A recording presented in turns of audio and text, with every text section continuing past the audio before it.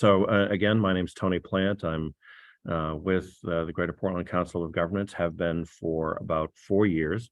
Have prior to that about 30 years of experience in local government. So I know the challenges that public works departments, town offices, police departments, fire departments deal with every day, the kinds of products and services that are generally used. A lot of our program is public works focused, but we have over time changed our mix of programs and services. But before we get there, let me just tell you a little bit about GPCOG. We are a multi-purpose agency, similar to Midcoast COG in some ways. We are a successor to the Greater Portland Regional Planning Commission, which was, I believe, formed back in the 1950s. And really the beginnings of an understanding that there was a need for regional cooperation for dealing with issues, challenges, and opportunities that transcended local boundaries. So regional planning commissions were formed, and later councils of governments and other kinds of agencies that serve as a forum for local governments to come together around common interests, challenges, issues, and opportunities. So we function as a regional planning organization. We have an area that is defined by the state, as does Midcoast, as does Kennebec Valley COG, Androscoggin Valley COG, and Southern Maine Planning and Development Corporation, among others. We also serve as a metropolitan planning organization for the allocation for the planning and allocation of funds for federal highway funds and federal transit funds in the Greater Portland and Southern Maine region. We are a federally designated economic development district and a member-driven council of governments, which is where this comes in. This is one of the programs that we run for the benefit of our members, and through our companion agencies like SMPDC and Midcoast COG, we provide benefits to communities around the region. So, as I said, cooperative purchasing is one of our longest enduring programs. As far as I know, goes back to the 1970s.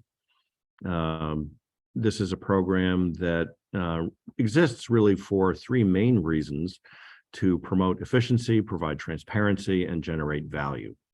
Promotes efficiency by having one agency run a bid process instead of everybody running their own.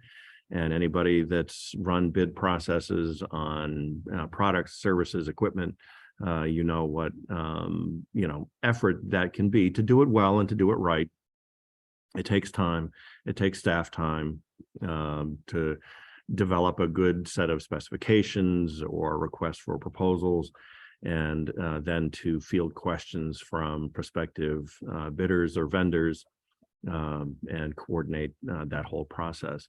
It provides transparency, which is an often overlooked part of purchasing programs, where we're all governmental entities. We work with public funds, and we have an obligation to ensure access to the government's business by qualified vendors. It also helps ensure and demonstrate to the public a degree of transparency and accountability and fairness in the way the government does its business, that we're not making so-called backroom deals, that nobody's nobody's providing sweetheart deals for some other benefit. That we're open and transparent in the way we do things, and this kind of program does that by running an open process, by advertising, by making vendors aware of the opportunity to bid, As most cities and towns purchasing policies do also. But again, by having an agency like GPCOG run this kind of a process, it saves you the time and hassle of doing it. And most purchasing policies that I run across have provisions in them that allow you at an individual city or town level to piggyback on a cooperative bid process, to piggyback on the state bid, for example, or other organizations like Sourcewell or the Houston Galveston Cooperative. I know has been popular for fire equipment, for example, but we provide transparency in the process and are able to provide you with the ability to demonstrate to your elected officials and the public that you're running a fair process and giving everybody a fair shot at getting your business, getting your community's business.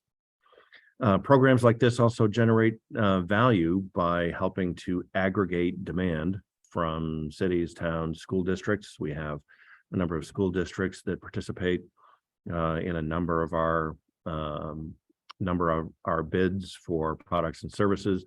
And in the last year that we've calculated the results, 2020, 2021, we saved participating communities and school districts more than $500,000.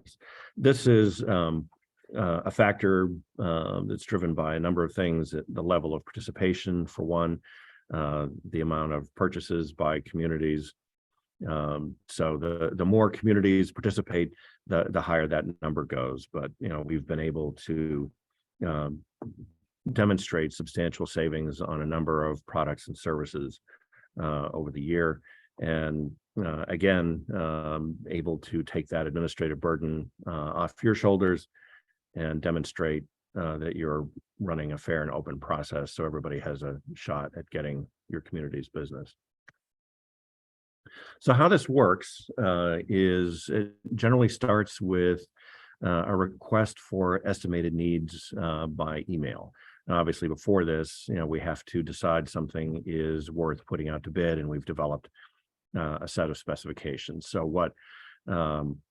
where this starts is where we've already made a decision to put something out to bid, a product or a service of some kind, and developed a set of specifications around that and a whole bid document. We've got, kind of our standard set of bid documents that define, what it is we're asking for and what the responsibilities are of bidders and vendors if they're successful. So we email our members, and in the case of, Midcoast COG or SMPDC, we'll email Max, or we'll email his counterpart at SMPDC. So the emails you'll get will be from Max initially. We would rather work with our companion agencies and have them reach out to their members. We don't feel that it's really appropriate for us to do that initially. Once you participate in a bid, if you have issues with it, then of course, just to make things more efficient, we'll work directly with you, but we try to keep Max and the people at SMPDC in the loop. And likewise, if you were to reach out to Max, if you had a question or a problem, then Max and I are in fairly regular communication by email. It's actually the first time we've met in person, which is nice. I was about to say, we did a Zoom call a few weeks ago. We did. Now this is actually kind of the first time. It's always been emails or Right. phone calls. Right. We actually have a quick question. I think it was SMPDC. Oh, sorry. Yeah, SMPDC. Yeah.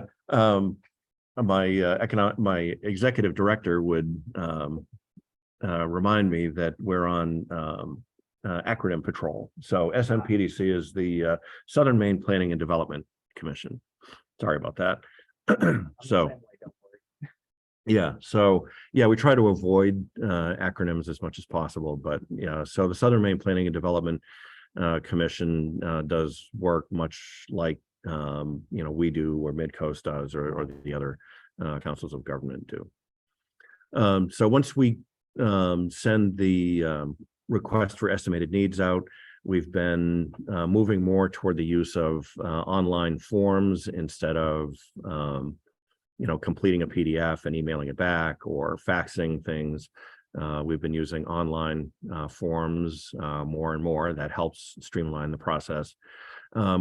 We'll get estimates from you, for example, for the number of catch basins that you need cleaned, or the number of gallons of diesel fuel or unleaded gasoline that you expect to use during a particular contract period.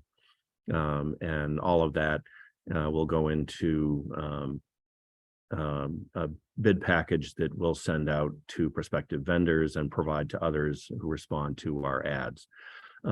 These are not fixed obligations in most cases, the exceptions being for heating and transportation fuels, because providers contract for volumes. Typically, you'll have to enter into a contract with them at the time of the award. Everything else is a best estimate, things like road salt or catch basins or road striping and pavement marking. Those are, best estimates of your needs during the contract period. You are not obligated to make that amount of purchase. You're not obligated to make any purchase at all. But we do encourage communities that participate in the bid process to use the results of the bid process. That just ensures that everybody benefits, both communities by attracting better pricing and vendors by taking the time to respond and then having some reasonable assurance that they'll get the business from the communities that participate. So anyway, once we get all of the estimated needs together, we update our bid package for the product or service. We send out an invitation to bid. We have, for every product or service, we have a range of vendors that have participated in the past that we send out to. We also post on our website. We advertise in the Portland Press Herald. We encourage partner agencies, if they extend the opportunity to their members, to post the bid on their websites as well. Once the bids come in, or if there are any questions during the period that the bid is open, we'll deal with any vendor questions. And if that means we have to reach out to you, we'll do that as well. We get the bids in. We will analyze those and notify bidders and communities of the results. For things like paving or line pavement, road striping and pavement marking, we'll actually price those out by community, so you can see how that works for you. And things like paving in particular are very geographically dependent. So you might see different vendors who have plant locations scattered around the region, who might bid in some communities and not others. We've seen that in Southern Maine. That hasn't been a problem. We've had multiple vendors participating in our paving bids, and depending on where they are, where their plants are located, they'll bid on some communities and not others. But we still have seen good results and fairly decent participation. So again, we send out the bid information to, or the results of the bids, to you and to the bidders, essentially putting you in contact with each other. It's up to individual communities still to make the decision about which vendor you'll work with, and to make any arrangements you need to set up an account with them. At the end of the contract term, we require that vendors report on their sales, and except for the road salt purchases, vendors pay a fee for participating in the bid process based on their sales, which is how we pay to run the program. Currently, SALT is the one exception where instead of charging the vendor, we charge communities. And right now it's set up so that GPCOG members pay, it's a complicated formula, predates me. So it's 0.75% of the price per ton, capped at $44.50. Works out to about 33 cents a ton. For non-member communities, non-GPCOG member communities, it works out to about 67 cents a ton. But we're looking at changing that so that we bring that bid in alignment with everything else we're doing. But I wanted to make you aware of that because we haven't changed it yet. See, there are a couple. Oh, yep. So let's take a look at the list. Currently, we run bid processes on crack sealing services, catch basin cleaning. This is one that was reintroduced, I believe, this year after about 5 years of not doing it. We have more and more communities that are subject to stormwater management rules as MS4s, and making catch basin cleaning much more of a mandated activity than previously. It was always good maintenance practice, but wasn't something that was done quite as diligently as it is now in MS4 communities. So we've put catch basin cleaning back out to bid. It'll probably take 2 or 3 years for that really to catch on again. We do road resurfacing. So this is paving, so binder course, wearing course, reclaiming road surfaces, grading, joint grinding, a number of different paving services, both machine work and hand work. Transportation fuels, gasoline, diesel, biodiesel, heating fuels, mainly number 2 heating oil and propane, but with also an opportunity for bioheat included in that. Bulk copy paper, snowplow cutting edges, road salt, and other de-icing products. And as I mentioned, road salt is the only product where the communities that participate pay the fee as opposed to the vendor, though we are considering changing that. So that's a quick run through of our program. There are details on each of the products and services that we put out to bid. We've got bid packages for each one of those. You should be able to go on our website, though I'll confess our cooperative purchasing page isn't 100% up to date, but you can take a look at past bid packages and see what the specifications are. They typically don't change a great deal from one year to the next. We have updated some of our bids as technology changes, as products and practices change, but for the most part, the products and services we put out to bid from one year to the next remain fairly constant. We are open to putting other products and services out to bid. Like I said, catch basin cleaning we hadn't done for a while, but we did pick it up again this last year.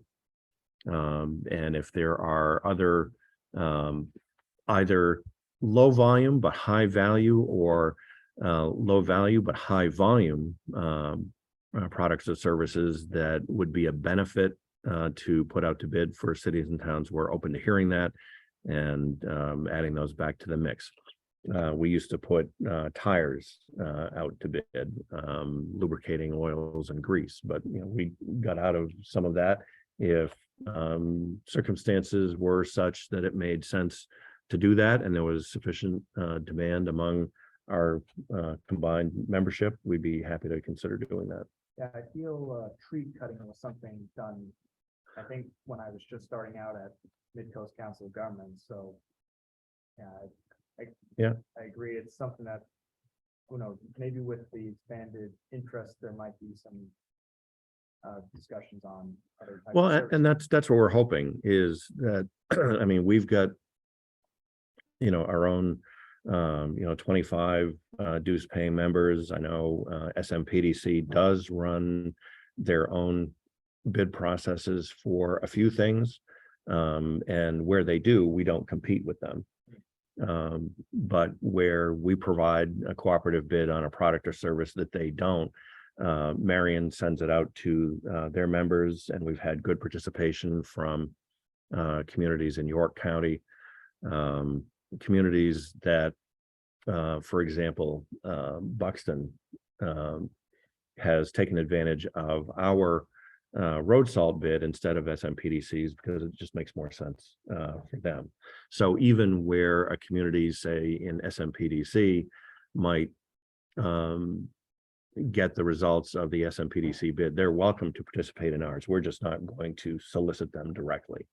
And, likewise with Midcoast or other cogs. Tony, thank you so much for coming out to Brunswick. Our Public Works Director, Jay Assel, said that he is, he obviously informed me that we do take advantage of this program and that it's Mhm. been really great. I have some questions about, maybe you would be able to tell the public a little bit about, or our membership, about what kind of discounts can they expect? I mean, it might be sort of a range, but Yeah. and that is one of the big benefits to joining this program.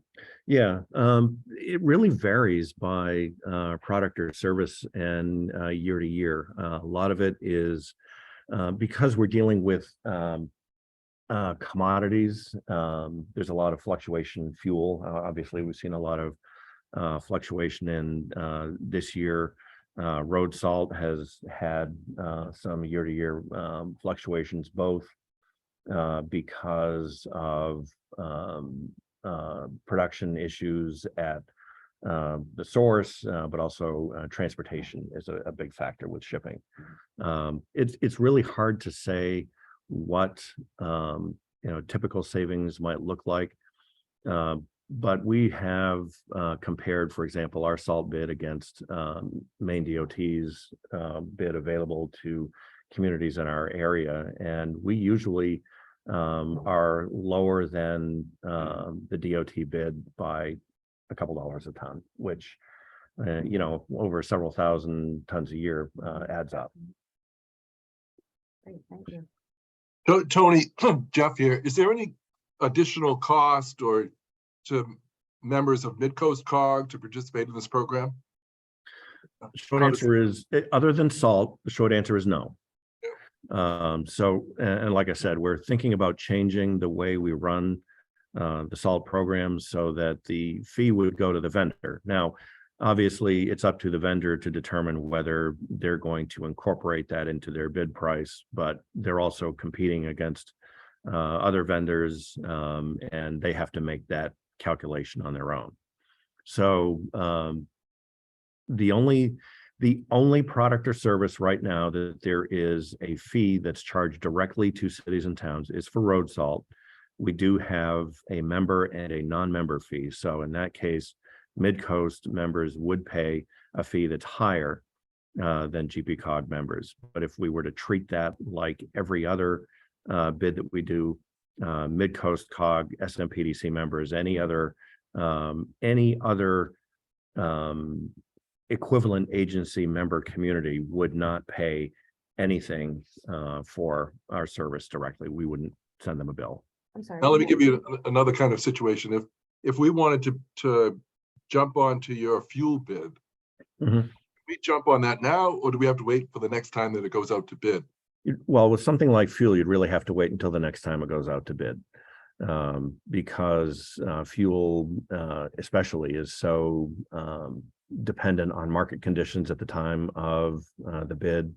And especially if participants look for fixed price contracts, those are calculated and set at the time of the bid. And it's usually a very short turnaround time from getting the fixed price bid and having to lock in. So fuels, yeah, it would really have to be at that time, but you know, for example, with, you know, bulk copy paper is what I'm thinking of. That's a bid that's fixed for the whole year, and people could take advantage of that at any time, or communities or agencies. Sally had a question about, you know, equivalent agencies. So Yeah. Very quickly, was yours a follow-up to what Jeff was getting at? No, it was Yeah. about, right. Yeah. So when I made the comment about other equivalent agencies, so I'm looking at other agencies that function in the same role as GPCOG. So again, the Southern Maine Planning and Development Commission, Midcoast COG. If you know we had a similar relationship with AvCog or KVCOG, we do the same thing for their members. so they would have a similar rate to what you would have to your membership. Is that right? Yeah, or in the case of everything but salt, Yeah. there would be no fee. What we would look for is for them to be a member of that other agency. And then I did have a follow-up question to Jeff. Mhm. Was that, is there a schedule when these bids come out? I assume our Public Works is, and I'm sorry they couldn't be here, they're in their Yeah. negotiations today, but if I could know if there's a schedule that's coming out or that they could be aware of. Yep. Those kind of timing dates. So we've just really wrapped up our bid cycle for 2022, and we're working on the calendar for 2023. Our first set of estimated needs would go out probably sometime December, early January for the next cycle. And like I said, we're working on putting that calendar together And that at could be this point. something that's shared with MCOG and posted on our website. Yeah, I mean, we'll post it on our website. You can, you know, certainly link to it, or, you know, copy and Sure. whatever. I think where Jeff was going with his question was for other agencies like the Redevelopment Authority. We work with school districts, and for, you know, any governmental authority or agency that's embedded within a member community or a Midcoast member community would be eligible. We've worked with the Port Authority, we've worked with school districts, we've worked with housing authorities. So any public agency that's embedded within one or another of a member Well, community. in the case of Mira, they are an official board member of MCOG, so the town has three reps actually, so Jeff Dorn, Right. myself, and the town manager. Yeah. Right, but they're a public agency, they're located, you know, in a member community, so they'd be eligible to participate. Okay. Yeah. I think Jay had her hand up. Jay, do you have a question? I do. I have a couple. I have my camera off because I'm not sure I'm ready for prime time, but I'll try there. Not as bad as I thought. I'm having trouble hearing the people at the desk, Oh. so I may be repeating something. And I'm new to MCOG, so you answered part of it, but I was wondering how people know about the process, and would it be that you notify MCOG, for example, that you're setting up a process around the cleaning or the road marking, or is it Yep. that we'd keep an eye on your website? Yeah, good question. So what I do is I will email our members, and in the case of Midcoast COG members, I would email Max, and then Max in turn would email you. So the emails you get would be from Midcoast COG, not directly from me, but you're welcome to take advantage of. Hang on, I think we got the. You can turn off your mic.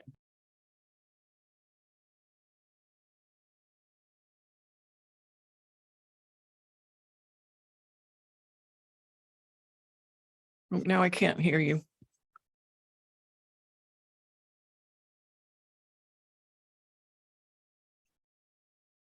Technology is wonderful, except when it isn't. You're on mute. There you go. There That's very close to one of my favorite sayings, that technology is wonderful when it works. So I'll email Max, and then you'll get the email from him. And You Max, can check our website anytime. and Max is with the Southern Maine. He's with Plante. Midcoast Cog. I'm with the Oh. council of governments. Okay, don't know him yet. Okay.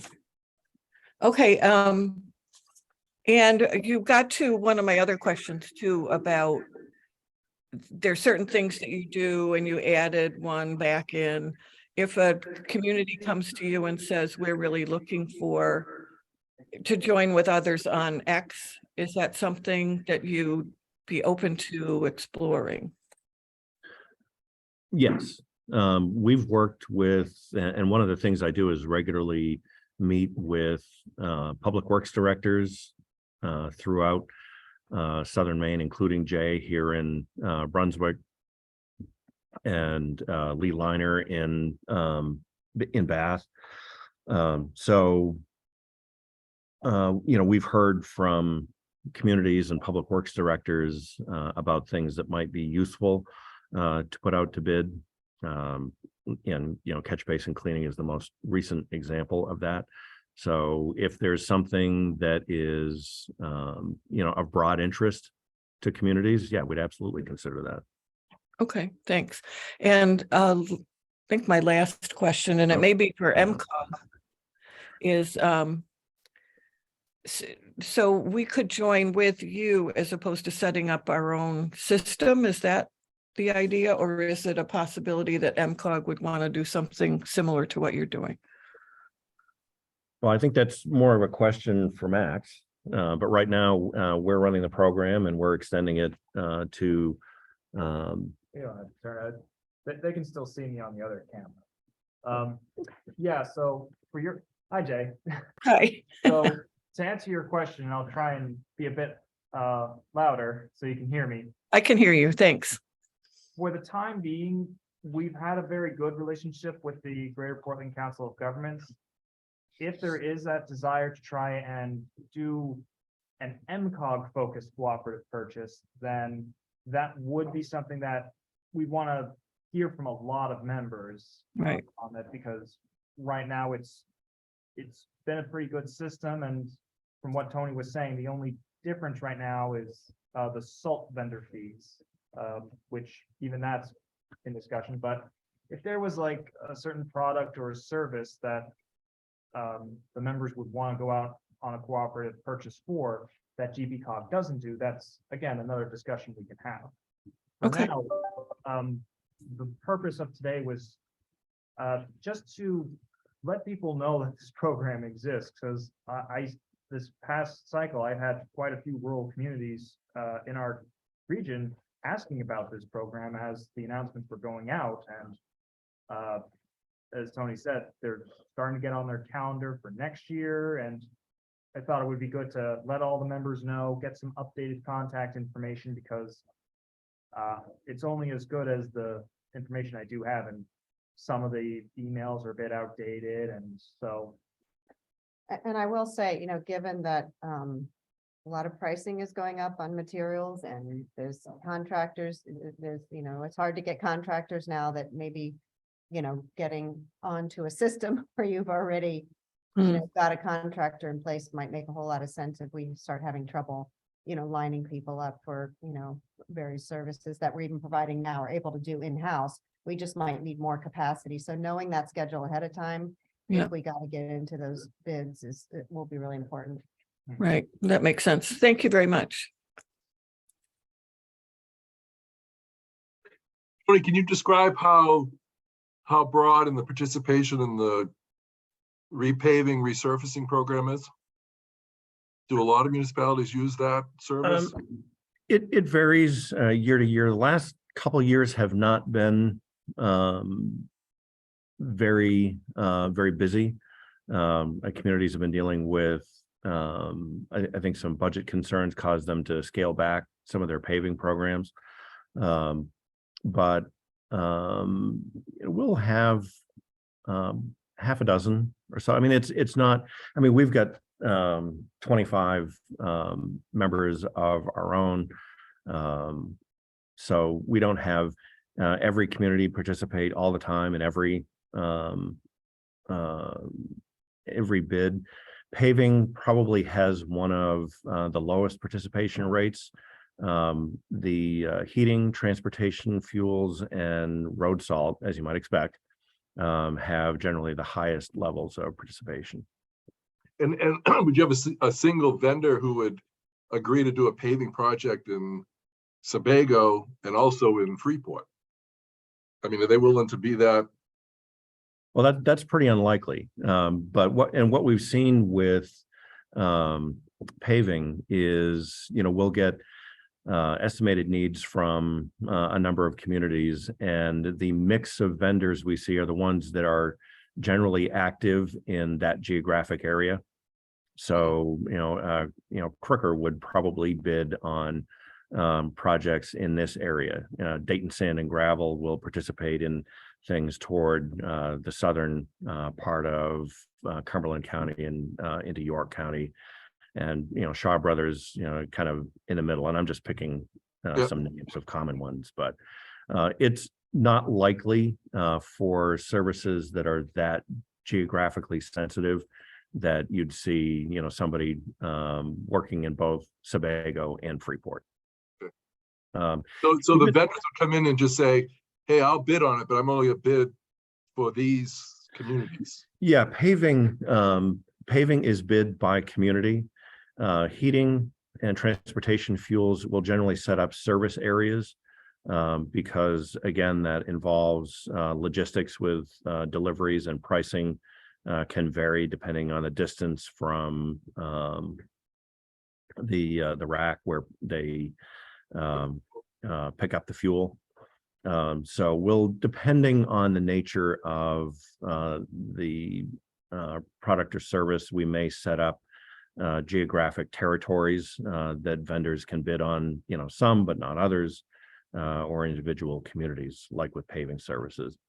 For things like road salt, depending on how large an area we were looking at, it may make sense to look at different service areas because of the logistics involved in delivering salt either from Portsmouth, South Portland, or Searsport.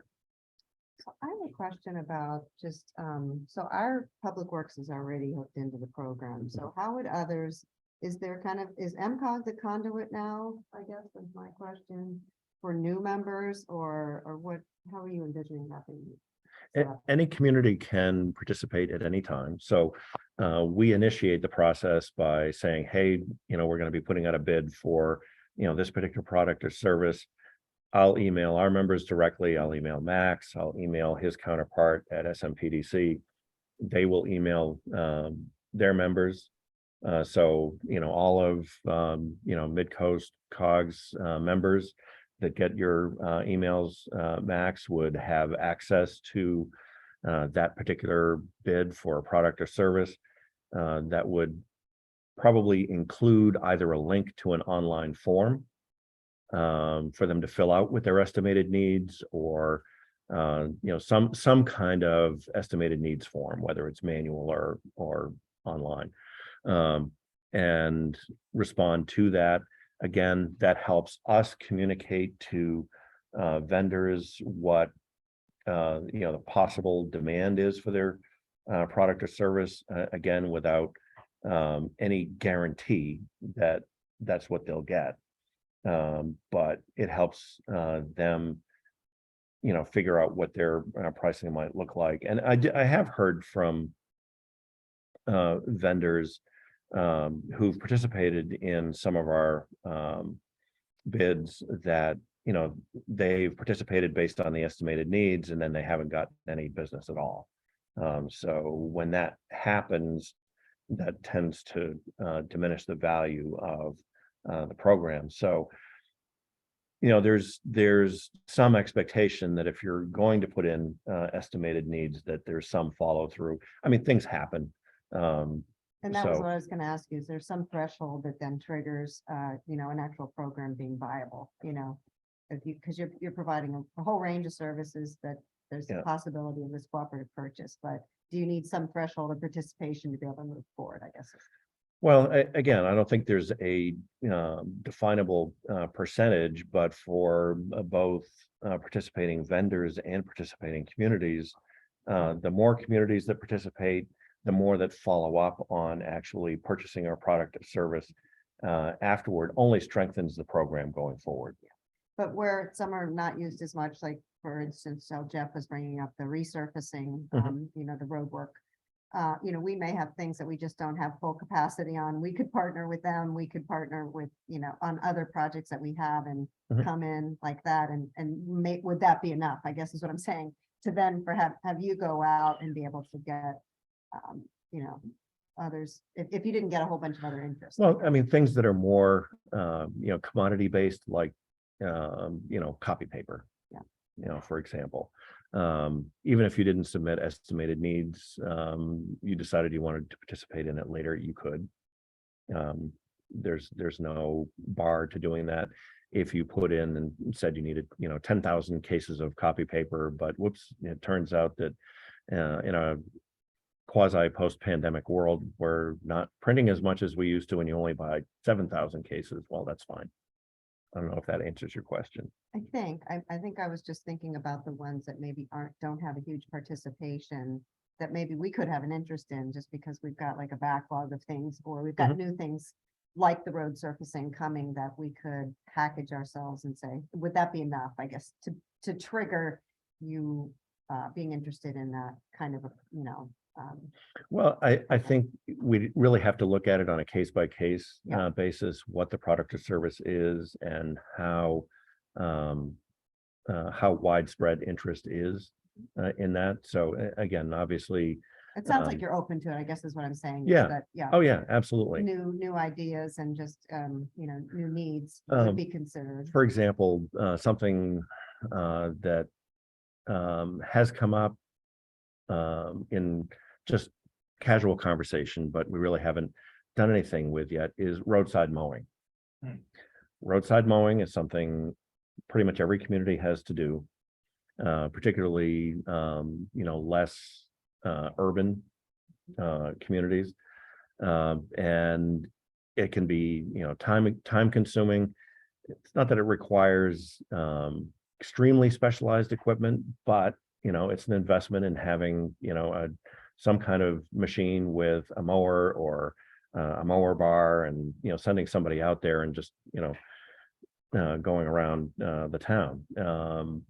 That may be a service that we might put out to bid that right now we're not doing.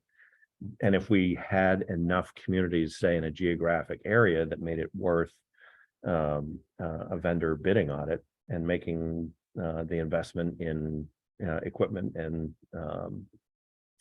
people to run the machines, then fine. So that was my question. So I think it's just a case by case, Yeah. and if there's enough interest that, you consider a different. Yeah, and we've been, very well, we take direction from our members, we take direction from the communities. And I think if we heard enough of that kind of interest, then we'd work with public works directors, or look for a model RFP or set of specifications that we'd put together, and then we can run the process. Okay, thank you. So, Tony, on that point that you were just making, would you say several communities talk to you about roadside mowing?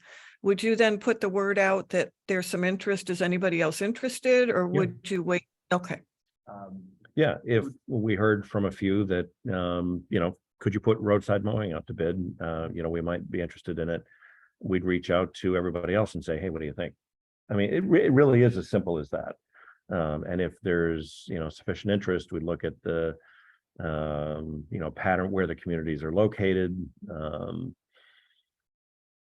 up with a, set of specifications, figure out what potential need there is, and could put it out to bid. I mean, it's one of those things that, there may or may not be a real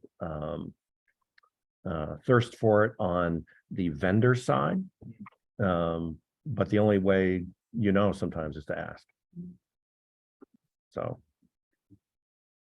Well, we appreciate you taking on kind of the larger community in this, because I know that it's been very helpful to Brunswick. I am obviously not in the Public Works Department, but I know that, you know, the salt is a really helpful thing to us, and there may be other things that I'm just not aware of, but thinking about kind of expanded services, you know, I'll certainly talk to him, because you just might not be aware, you know, Jay might not be aware. People are taking the low hanging fruit of the things like fuel and salt and those kinds of things, but these other, you know, services around road construction, or, you know, roadside mowing, those kinds of things might be needed. So it's nice to know. Yeah, it's and possible. like I said, I've spent you know, 30 years in local government, and you know, in running individual bid processes on, you know, a particular service or a piece of equipment, and I know how time consuming it can be. And you know, when you're out there you know, seeking bids on something, and you know, you're, you know, one community on your own, it can be hard sometimes to attract a whole lot of attention, or to get very advantageous pricing. But again, it's also time consuming. So I think there are multiple benefits in running a program like this. You know, there is efficiency, so that not everybody is spending the administrative time coordinating the process, developing you know, bid specifications, you know, reinventing the wheel, demonstrating an open, fair process for people to do business with our cities and towns, and ensure that, you know, those funds are being spent prudently. And you know, we you know, we'll look for you know, the lowest best bid. We do look at, you know, a vendor's references and history, and over time we've built up some knowledge about, you know, particular vendors, particular suppliers for products and services, and the kind of service they deliver in, you know, what they do or what they sell, their customer service, the ease of working with them, and that all factors into the decisions that we make in advising communities. But it's still up to the individual communities to decide what's best for them. So, just a moment ago, you were talking about towns putting in some estimates and then just not following through on those items. Yes. So, because I think that it's a two-part question I always get from some of the communities Mhm. of, we put in the bid, and does this mean we're automatically in it? Or do they have to call these vendors afterwards? And then the second part, when a town asks, we didn't put in an estimate, is it too late for us to get involved? So Okay. you So announce the bid awards and you give me the Yep. vendor list of who you selected, and then what would be the town's responsibility after that? right. So we run a bid process. We've gotten estimated needs. We've gotten bids, and we email the results to everyone. It's then up to the community Hmm. to reach out to the vendor they want to do business with, because we're not automatically going to assume that a particular community will want to use the results of that. Our expectation is that if we're running the bid process, and this is a product or service that your community is interested in, that if you purchase that product or service, you use the results of the bid process. That benefits your community, it benefits other communities, and it benefits vendors by strengthening the program. Where we've run into problems is where communities submit estimated needs, they get the results of the bid process, and then not really demonstrating a high degree of transparency. They'll go out and negotiate with somebody else. So, you know, it's entirely possible that somebody can get a lower price, but what you lose there is the transparency, and being able to tell your elected officials and the public that you ran a fair process, because in that instance, you really wouldn't have. So we encourage communities, if they, submit estimated needs, to take the results of the bid process and use the vendors that have taken the time to participate. We recognize that things happen, and you may have thought you were going to do a particular paving project, but something happened that couldn't be foreseen and you've had to cancel it. That's fine. You're not locking yourself into anything. You're not obligated to buy so many tons of salt or so many cases of paper. The one exception to this generally is with fuel, heating and transportation fuel.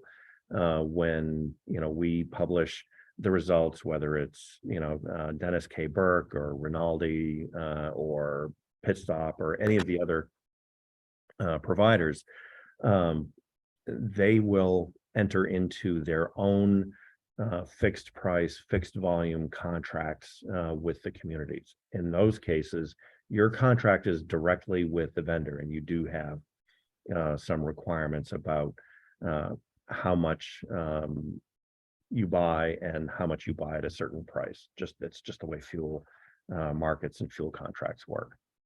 But that's the only instance where a community would have to contract for a specific volume of heating fuel or diesel or whatever the fuel is.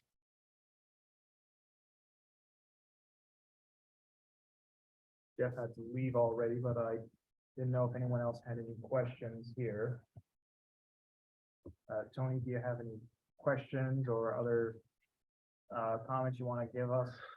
Well, the only things I would say is, again, thanks to you and Midcoast COG for setting this up, and the town of Brunswick for having us and making this available to us.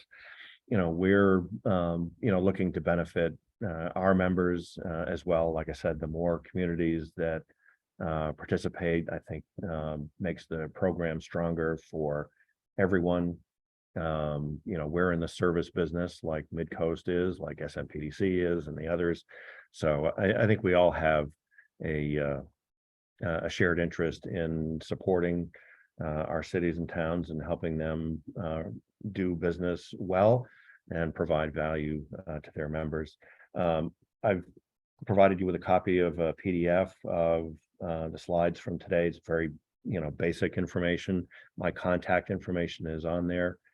Should anybody have questions about the program, or if any questions come to you, feel free to send them my way. Well, if there's no other questions or comments, then Tony, thank you for doing this. This, I think, is going to be a lot of great information for our members and those who will be watching this a bit later, which will hopefully be all the members. I'm sure it'll be riveting, Yes. but thanks very much. I appreciate it. And Sally, once again, thank you for having us here at the Brunswick Town Office. I think with that, we can close it out. Thank you all for attending. Thank you.